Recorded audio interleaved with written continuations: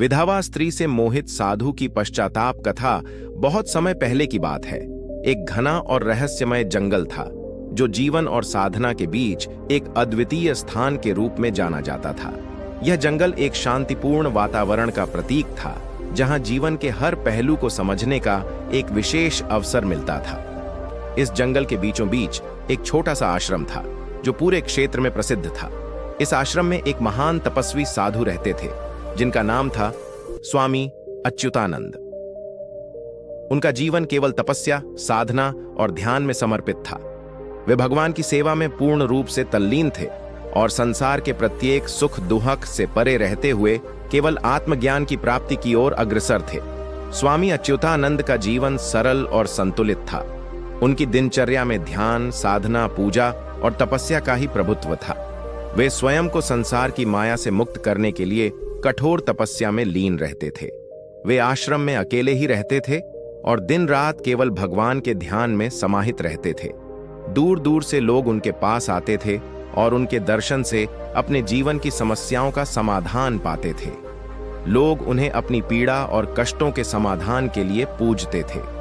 स्वामी अच्युतानंद का जीवन आदर्श था और उनका एकमात्र उद्देश्य आत्मज्ञान प्राप्त करना था। उन्होंने भौतिक सुखों से दूर रहते हुए तपस्या के कठोर मार्ग को अपनाया था। वे दिन रात ध्यान और साधना में लीन रहते थे और इस साधना के दौरान उनके मन और आत्मा को शांति प्राप्त होती थी। परंतु समय का कुछ ऐसा मोड़ आया जिसने उनकी जीवन की साधना को एक नई दिशा दी। एक दिन एक सुंदर और सौम्य विधवा स्त्री का आगमन हुआ। वह स्त्री अपने दुखों और पीड़ाओं से मुक्ति की खोज में थी। उसका नाम शांता था। शांता का पति कई वर्ष पहले एक युद्ध में वीरगति को प्राप्त हो गया था। समाज ने उसे अकेला छोड़ दिया था। दुखी मन से वह शांति की खोज में स्वामी अच्युतानंद के आश्रम आ गई। शांता अत्यंत सौम्य, शांत और सुंदर थी। उसका व्यक्तित्व ही ऐसा था कि कोई भी उसकी ओर आकर्षित हो सकता था। स्वामी जी की सेवा करने लगी। आश्रम की सफाई, भिक्षा लाना और स्वामी जी के लिए भोजन तैयार करना, यह सब वह प्रेम पूर्वक करती। धीरे धीरे स्वामी अच्युतानंद की साधना में विचलन आने लगा। साधना करते करते उनका मन बार बार शांता की ओर आकर्षित होने लगा। उनका चित्त अस्थिर हो गया। तपस्वी होते हुए भी उनके मन में मोह जाग उठा। वे बार बार शांता की ओर देखने लगे। स्वामी अच्युतानंद का मन भीतर ही भीतर घमासान कर रहा था।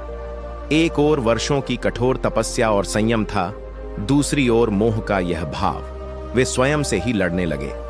हे प्रभु, यह क्या हो रहा है?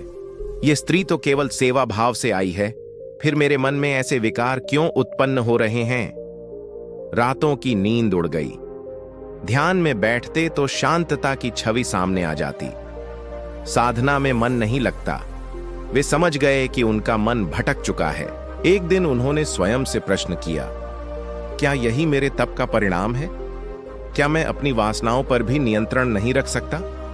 स्वामी जी ने गंगा किनारे जाकर गहन ध्यान में बैठने का निश्चय किया। उन्होंने कठोर तपस्या शुरू की। बिना भोजन पानी के कई दिन तक ध्यान में लीन रहे।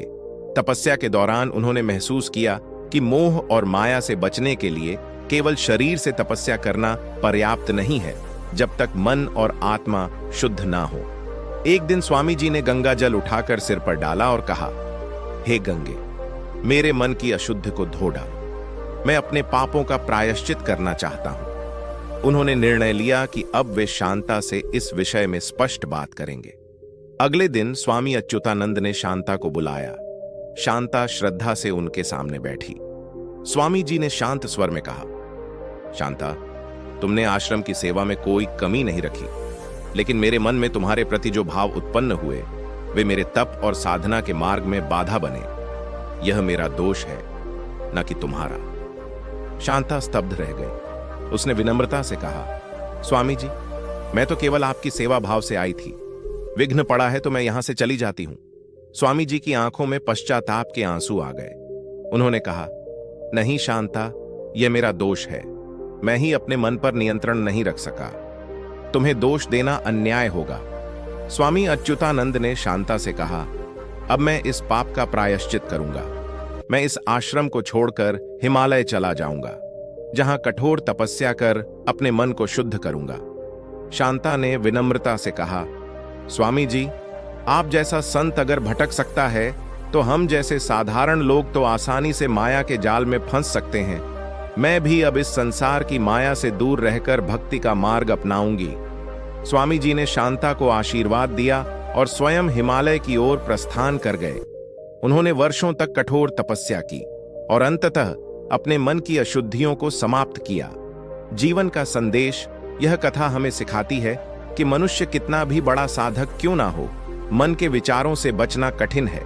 संयम, तपस्या और आत्मनिरीक्षण से ही हम अपने भीतर के दोषों को पहचान कर उनसे मुक्त हो सकते हैं। सच्चा साधक वही है जो अपने दोषों को स्वीकार कर उन्हें सुधारने का साहस रखता है। स्वीकार करना, अपने दोषों को स्वीकार करना सबसे बड़ी शक्ति है। आत्मनिरीक्षण, अपने मन की कमजोरियों को समझना आवश्यक है। प्रायश्चित, गलती का प्रायश्चित करने से ही आत्मा शुद्ध होती है। संयम, जीवन में संयम ही सबसे बड़ी साधना है। मोह माया से मुक्ति, सच्ची साधना वही है जो मन को माया से मुक्त कर सके। भौतिक आकर्षण से बचना ही सच्चे साधक की पहचान है। यह कथा हमें यह सिखाती है कि जीवन में असली विजय बाहरी दुनिया को जीतने में नहीं, बल्कि अपने मन पर विजय पाने में है। जो व्यक्ति अपने विचारों और इच्छाओं पर नियंत्रण पा लेता है, वही सच्चे अर्थों में मुक्त हो सकता है। संयम, आत्मनिरीक्षण और प्रायश्चित के माध्यम से ही हम अपने भीतर की कमजोरियों को पहचान सकते हैं और आत्मिक शुद्धि की ओर बढ़ सकते हैं। सच्ची साधना वही है जो हमें मोह माया से ऊपर उठाकर आत्मज्ञान की ओर ले जाए। यदि आपको यह कहानी अच्छी लगी हो तो कृपया हमारे चैनल को सब्सक्राइब करें और अपने विचार साझा करें। अगली बार फिर एक नई प्रेरणादायक कथा के साथ मिलते हैं। नमो बुद्धाय।